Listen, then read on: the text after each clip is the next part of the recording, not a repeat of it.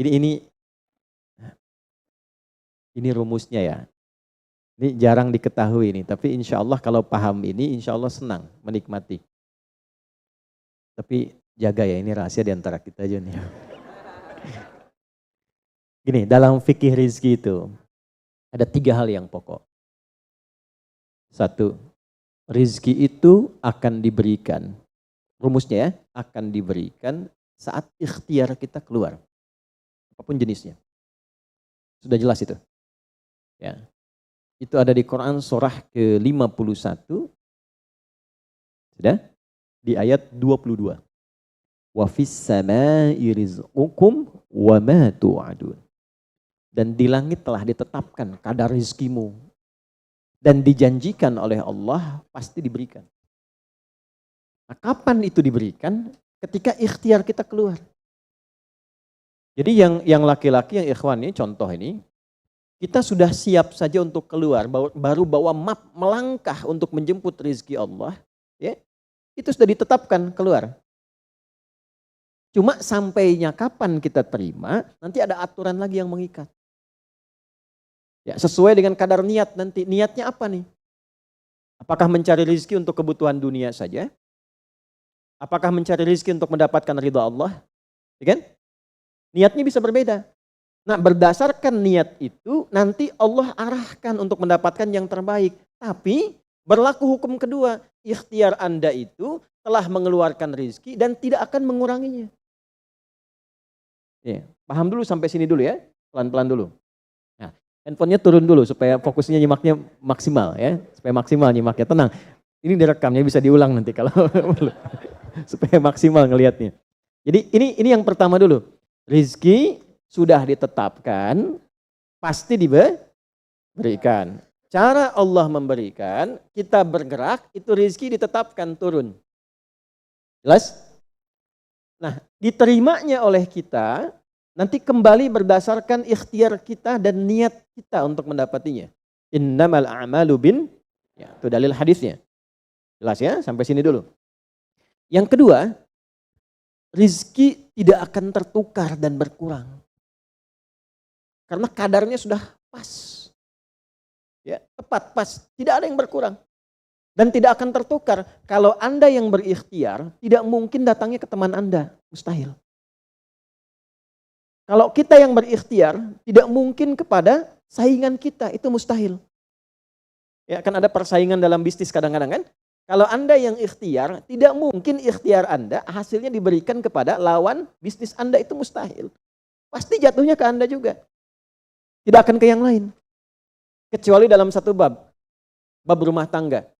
Ya, usaha ayah kadang diberikan rizkinya mengalir kepada anak, atau usaha anak akan mengalir kemudian dampaknya kepada orang tuanya.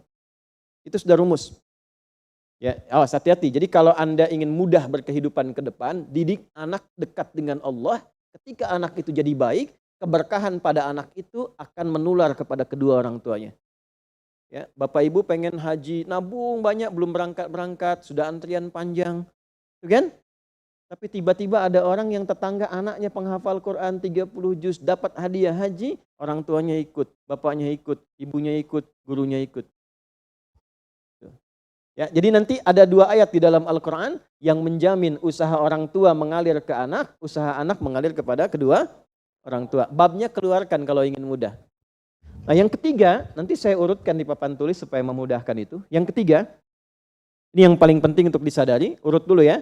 1, rizki telah ditetapkan untuk diberikan sepanjang kita mau berikhtiar untuk menjemputnya. 2, rizki tidak akan berkurang dan tidak akan tertukar. Baik ya? Jelas sampai sini? Nah, ketiga, ini yang paling penting. Fokus ini dengan baik. Rizki akan ditentukan keberkahannya berdasarkan nilai keimanan seorang hamba. Catat ya, rizki akan ditentukan kadar keberkahannya. Saya bicara berkah dulu tuh. Berdasarkan kadar keimanan seorang hamba. Yang ketiga ini kaidah khusus yang membedakan antara beriman dengan belum beriman. Sebab kita bisa bertanya kepada Allah, ya Allah, saya sudah beriman. Ada hambamu belum beriman. Apa yang membedakan iman saya dengan hambamu yang belum beriman terkait dengan persoalan rizki? Maka turun nanti ada ayat tentang rizki yang dikaitkan dengan iman. Sekarang kita praktekkan pelan-pelan. Ada rizki. Ada yang namanya rizki? Ada ya? Nah ini ya. Ini bab tentang Anda nih. 1. Pasti diberikan sesuai kadar ikhtiar. Loh. Ya? 2. Sifatnya tidak tertukar. Ya, putri boleh tertukar, ada menteri yang tertukar, tapi tidak ada rezeki yang tertukar ya. Tidak tertukar sesuai dengan niat.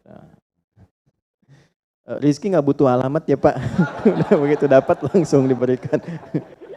Karena malaikat tuh kalau sudah turunkan nggak mungkin salah alamat tuh, udah tercatat semua itu. Ya. 3. Kadar iman menentukan keberkahan satu rizki. Keberkahan rizki. Ini 3 ini. Ya. Ya, pelan-pelan. Ya, cara memahaminya bagaimana? Kalau ada yang bergerak, itu pasti rezeki diperintahkan ya untuk diturunkan. Tapi sekali lagi tadi, apakah itu akan langsung diterima atau nanti diakumulasikan, dikumpulkan? Yang dengan pengumpulan itu di titik tertentu Allah berikan. Jadi kalau Anda misalnya belum dapat hari ini, belum dapat hari besok, sepekan nyari nggak dapat. Tiba-tiba bulan yang ketiga dapat dan gajinya begitu besar tawarannya. Bahkan belum mulai udah dikasih ya pesangon misalnya untuk uang muka banyak sekali. Nah, cara memahaminya bagaimana?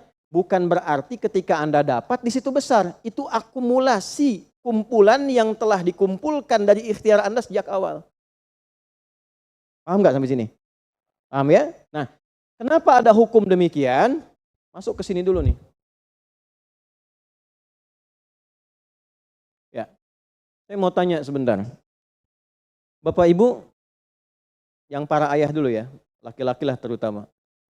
Kalau mencari rizki dalam konteks bekerja ya, untuk materi. Karena rizki itu nanti ada ketenangan, anak-anak, keturunan itu rizki juga. Dalam konteks mencari materi, untuk makan, untuk minum dan sebagainya, saya tanya, untuk memenuhi kebutuhan hidup atau untuk mencari ridho Allah? Udah jujur aja, nggak usah. Bahas sini dulu. Udah, wajahnya nampak kok ini. Saya tanya, untuk kebutuhan hidup atau mencari ridha Allah? Nah, ini nomor 1. Nggak mau kalah dua-duanya. Ridha Allah. Ini sekedar dunia. Pelan-pelan ya. Ketika Anda mencari rizki hanya untuk dunia, maka yang berlaku hukum dunia. Ya. Semakin Anda bekerja keras, semakin Anda dapat. Semakin Anda kreatif, semakin mudah dapat. Ya, semakin pintar, semakin mudah dapatnya. Di sini tidak berlaku masalah iman.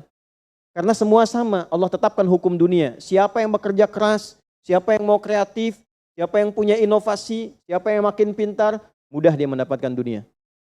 Ada ilmu menambah, dunia dapat. Man arada dunia, kata Imam Syafi'i, fa'alaihi bil ilmi. Siapa yang ingin menguasai dunia, dengan ilmu bisa dapat.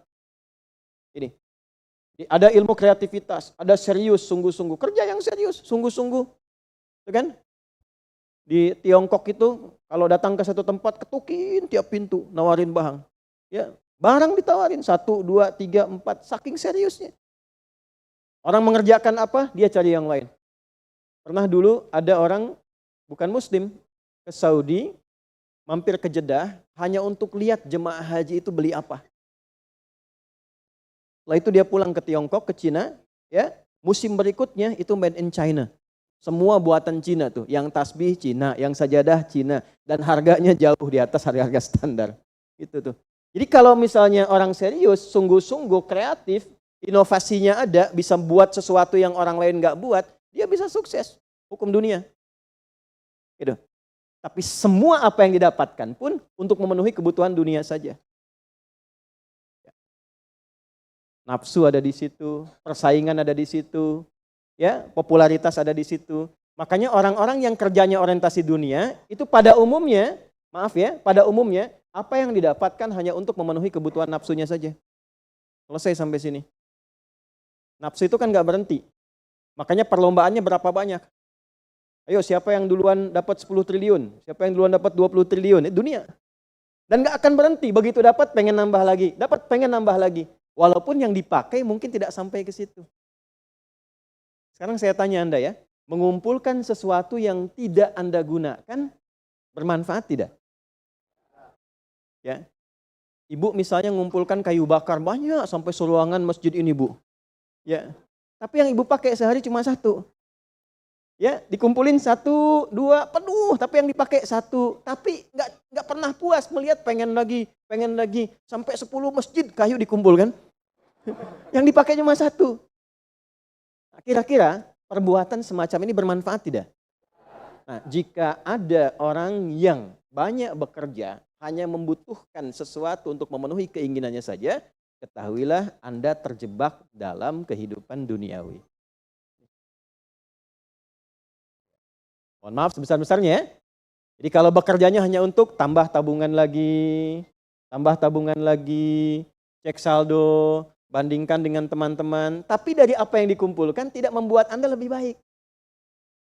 Ya, yang paling bahaya tuh gini, pas sakit carinya obat generik. Padahal kayaknya minta ampun gitu. Ya, itu menunjukkan bahwa ada sifat dunia yang menguasai. Pada diri pribadi pun bersifat masih kikir. Nah ini ya, ini yang berbahaya ini. Ya, kalau bekerjanya nggak ada masalah, serius dapat nggak ada masalah. Cuma yang dapat ini mengeluarkannya seperti apa? Kalau hanya mengumpulkan, hanya pamer, hanya untuk update, dia mau menyampaikan dengan pamernya, pakai hukum dunia, nggak bisa disalahkan dalam konteks dunia. Walaupun secara moral dalam hukum agama ini tidak dibenarkan. Jelas nggak sampai sini? Ya, sekarang saya tanya, ada nggak orang misalnya OKB misalnya, orang kaya baru gitu. Nah, baru kaya langsung pasang status, ada yang begitu. Ya, dapat mobil baru pasang status, ada yang begitu. Nah, ini biasanya semakin banyak dilakukan terjebak dengan hukum dunia. Tugas kita mendoakan, bukan mencela. Oh, pasti si itu tuh. Bukan ya. Jangan seperti itu. Ya, tugas kita mendoakan kembali dan sehingga dengan doa itu mudah-mudahan sampai kepada jiwanya untuk bisa berubah. Sehingga diarahkan pada yang lebih baik. Tapi maksud saya begini, kalau ada di antara yang ngaji itu terpedaya dengan sistem seperti ini, dia bekerja, tambah lagi, tapi penambahan itu alhamdulillah tidak membuat kehidupannya lebih baik dan bermanfaat, dia terjebak dalam kehidupan dunia. Pada akhirnya berlaku hukum akhir dunia. Hukum akhirnya? Fana. Dunia itu kan punya 2 arti, satu cepat, yang kedua rusak. Cepat, gak terasa, kayaknya baru kemarin kita ngaji ya, sekarang ketemu lagi. Cepat tuh. Ya ketemu teman, kayaknya baru kemarin main sama-sama. Ternyata sekarang udah punya cucu 4 gitu. Ya? Itu dunia tuh. Itu hukum dunia, cepat. Ya, cepat. Yang kedua rusak. Semua dunia itu akan fana, rusak, sifatnya hilang, habis. Kalau bukan kita meninggalkan dunia, dunia yang meninggalkan kita duluan. Ini saya sering katakan, ini ada gelas nih, menampung air. Airnya habis, didiamkan saja, jangan diapa-apakan. Ini kotor, rusak sendiri. Anda punya handphone, elektronik, simpan aja, nanti rusak sendiri. Sifat semua dunia itu rusak. Ya, di sepanjang kita berada di dunia, tubuh pun gak abadi. Yang ganteng-ganteng akan hilang dengan sendirinya gantengnya. Makanya ibu kalau cari suami ganteng nanti rugi tuh. Ya, baik sama, istri juga demikian, yang perempuan demikian. Semua selama di dunia, hukum berlaku. Nah, harta juga begitu. Saat dikumpulkan banyak yang dihitung ini, Kalau tidak sadar dengan, nah ini poinnya. Kalau tidak sadar dengan ketentuan hidup yang benar, pasti penyesalannya di akhir. Karena semua yang dikumpulkan itu pada akhirnya akan selesai hilang. Minimal manusia yang meninggalkan apa yang dikumpulkan dari dunia ini. Terkumpul 100 triliun, hartanya kumpul, manusianya kan meninggal juga. Ya kan? Selesai ya? Ya pertanyaannya, selama hidup yang kemakan berapa dari sini? Nah ini yang kemudian dikoreksi oleh agama, dituntun oleh Islam. Tidak salah. Kalau bisa jangan 100 triliun, nanggung 1000 triliun, 2000 triliun, 3000 triliun. Kayak Abdurrahman bin Auf tuh sampai 14.000 triliun. Kalau dihitung dengan kurs sekarang, sampai 14.000 triliun. Tapi ternyata apa yang dikumpulkan itu membawa keberkahan untuk dunianya plus membawa bekal kebaikan untuk akhiratnya. 1 dari 10 orang yang dijamin masuk surga tanpa hisab adalah orang paling kaya yang pernah hidup di muka bumi ini. Salah satunya Abdurrahman bin Auf. Hartanya kurang lebih sampai 14.000 triliun. Tapi bisa menggunakannya. Dunianya sejahtera, akhiratnya terjamin. Jelas sampai sini? Ya, nah maka yang paling menentukan itu ini satu niat, yang kedua di sini aspek keberkahan. Dicarinya pakai iman.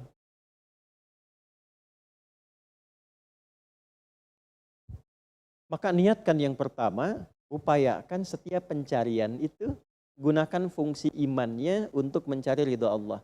Maka ayatnya akan pindah ke ayat 172. Ya ayyuhalladzina amanu kulu min thayyibati ma razaqnakum. Hei orang-orang yang beriman, pakai imanmu untuk mencari kebutuhan hidupmu. Nanti aku siapkan kata Allah yang sesuai dengan kadar imanmu. Karena itulah kadang kelihatannya begini. Kelihatannya mohon maaf ya Bu, Pak. Gak dapat lagi. Padahal sudah tahajud malamnya. Udah puasa, udah baca Quran. Lamar gak dapat lagi. Ini gak dapat lagi. Bukan karena ini Anda gak bisa dapat. Bukan. Karena belum cocok dengan iman Anda. Ini belum thayyib. Belum thayyib. Belum ada baiknya. Mungkin ada bagian dari usaha itu yang kurang cocok untuk iman. Tapi ikhtiar Anda mencari, itu oleh Allah ditetapkan. Setiap dia berangkat, tuliskan. Siap turunkan, siap turunkan. Cuma kapan diturunkan, nah itu kadang-kadang ada latihan untuk menguatkan keimanan kita. Sampai kita melewati semua perjalanan pencarian rezeki itu, baru diturunkan. Dan hebatnya, dalam mencari ini, Allah berikan bonusnya. Ada bonus pengalaman. Pernah sakit, pernah capek, pernah naik ini, pernah naik itu, tanpa sadar itu yang menempa dirinya menjadi sosok yang lebih kuat, lebih baik, yang ketika rezekinya diberikan seutuhnya, dia sudah bisa menggunakan rezeki ini sesuai dengan pengalaman sebelumnya. Nah, yang mahal tuh ini.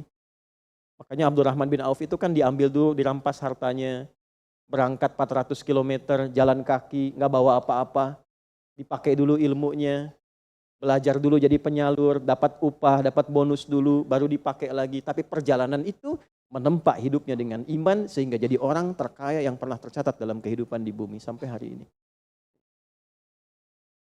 Jadi kalau satu kali Anda melamar kemudian ditolak pekerjaan, jangan langsung simpulkan tidak diberi. Alhamdulillah ya Allah yang telah memberikan kepadaku rizki yang baru berupa penolakan ini untuk menguatkan iman dan mentalku untuk menjemput rizkimu yang lebih baik daripada ini. Jelas ya? Nah ini poin-poin ini yang mahal. Nanti kalau sudah dapat ilmu ini, yang lainnya akan lebih mudah. Nah, jadi jangan disimpulkan, ya Allah aku sudah ngaji, aku sudah tahajud, kurang apa lagi? Sampai hari ini aku belum dapat. Nah itu sesuatu yang tidak tepat untuk keluar, tapi juga bisa dipahami karena boleh jadi belum mendapatkan pencerahan sesuai dengan bab rezekinya. Nah pada akhirnya dikembalikan, kalau sudah dapat itu ditanya balik oleh Allah, itu mau dipakai apa? Toh pada akhirnya aku yang cukupkan.